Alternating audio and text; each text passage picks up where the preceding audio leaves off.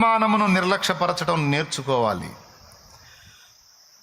అవమానాలను తృణీకరించటం, వాటిని అధిగమించి బ్రతకటం, రాటుదేలటం. ఉమ్మును సహించాడు, అవమానమును లక్ష్య పెట్టాల నిర్లక్ష్యపరిచి. తన ఎదుట ఉంచబడిన ఆనందము కొరకై అవమానమును నిర్లక్ష్యపరిచి అన్నిటికంటే తగ్గించుకుని ఇప్పుడు అన్ని నామముల కంటే పైనామాన్ని పొందాడు.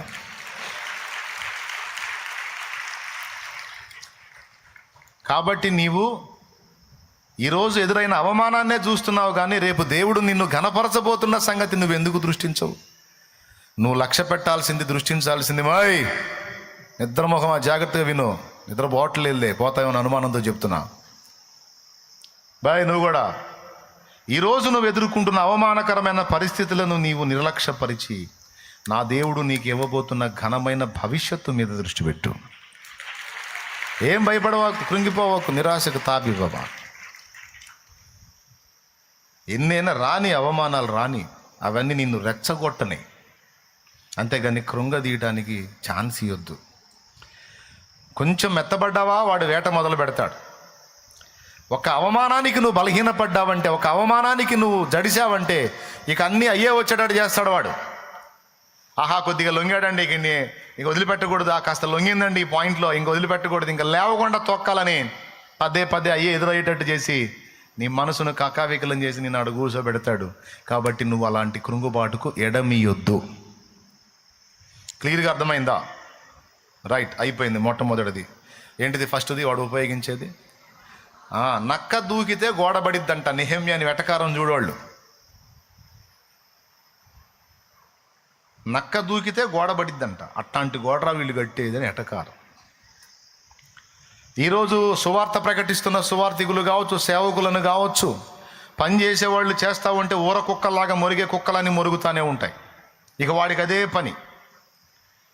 ఇక ఊర కుక్క కానీ ఊళ్ళో ఉన్న కుక్క ఒక పొద్దు గూకులు ఏ చిన్న సప్పుడు కూడా గౌహని లేచినట్టు ఈ ఊర కుక్కలన్నీ మొరుగుతూనే ఉంటాయి నీ చుట్టూ చేరి.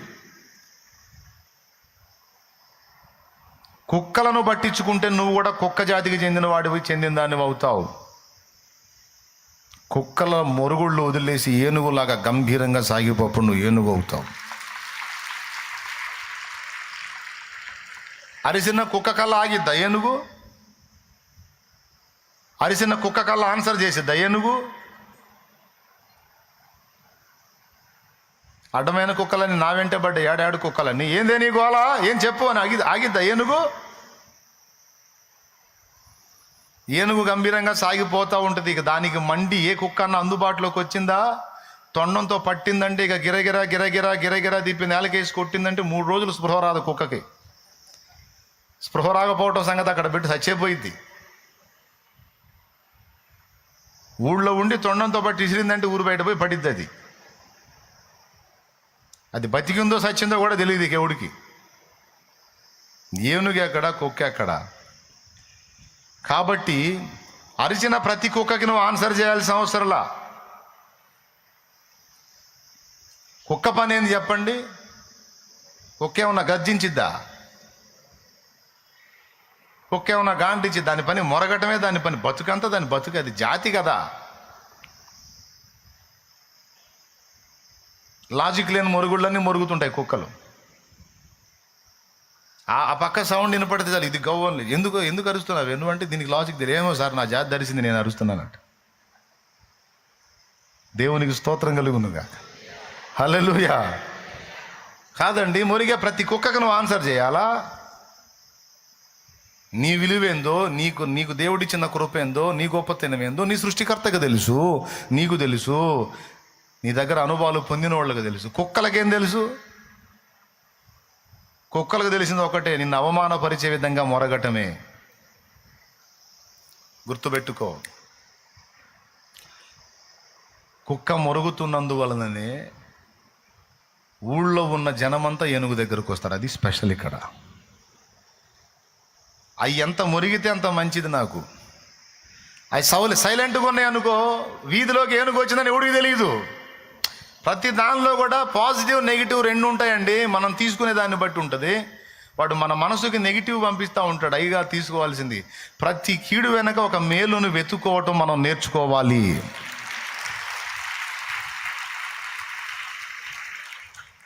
ఇప్పుడు ఏనుగు వచ్చింది వీధుల్లోకి, కుక్కలన్నీ సైలెంట్గా ఉన్నాయి. ఎవడికన్నా తెలిసిద్దా ఏనుగు వచ్చిందని? ఎందుకు? ఏనుగు నిశ్శబ్దంగా పోతుంటుంది. మరి ఇప్పుడు పబ్లిసిటీ చేయాల్సింది ఎవరు? దేవునికి స్తోత్రం కలుగును గాక. లాజిక్కా కాదా? ఇక ఆ ధైర్యం ఊర్లో ఏనుగు ఎంటర్ అయితే బౌ అని లేచి అమ్మో అని, అప్పుడు జనాలంతా ఇందిరా కుక్కలు ఇంతలాను మురుగుతున్నాయి, ఇందిరా ఒక కుక్కను అన్నీ వచ్చి అని ఊళ్ళో వాళ్ళందరూ బయటకు చూసి ఏనుగు కనపడ ఒరే అని అందరూ ఏనుగు ఏనుగు ఏనుగు ఏనుగు ఏనుగు ఊరు మొత్తం గొల్లుమంటది. ఊరు మొత్తం ఏనుగు వైపు చూసేటట్టు చేసింది ఈ కుక్కల మురుగుళ్ళే. కాబట్టి ఇప్పుడు ఏనుగు ఆనందపడాలా లేకపోతే మురుగుళ్ళని చూసి కృంగిపోవాలా? మరి ఎందుకండి కృంగిపోతావు? కాబట్టి అవమానమును నిర్లక్ష్యపరచడం నేర్చుకోవాలి. అవమానాలను తృణీకరించటం, వాటిని అధిగమించి బ్రతకటం, రాటుదేలటం నేర్చుకోవాలి.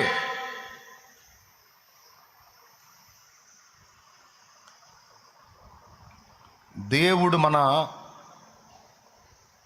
జీవితంలో మనకు నేర్పేటువంటి పోరాట పటిమలో, యుద్ధ నైపుణ్యంలో ముందు మనల్ని రాటుదేలుస్తాడు.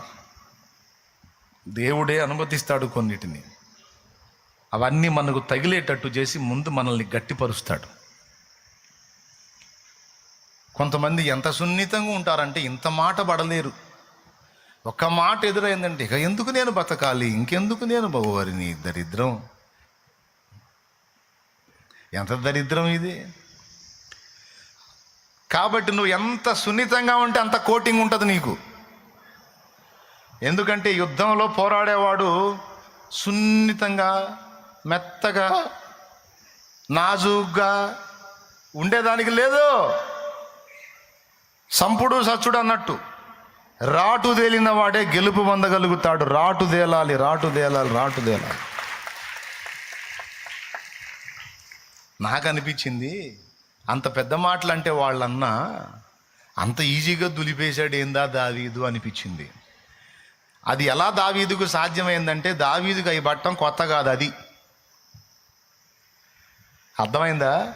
దావీదు క్షణంలో వాటిని దులిపేసుకొని వెంటనే మళ్ళీ రికవర్ అవడానికి కారణం ఏంటంటే దావీదుకి ఇట్లాంటి మాటలు పట్టడం కొత్త కాదు. అందుకే క్షణపాట్లు అనుకున్నాడు, పక్కకి వెళ్ళిపోయాడు, మళ్ళీ లైన్లోకి వచ్చాడు.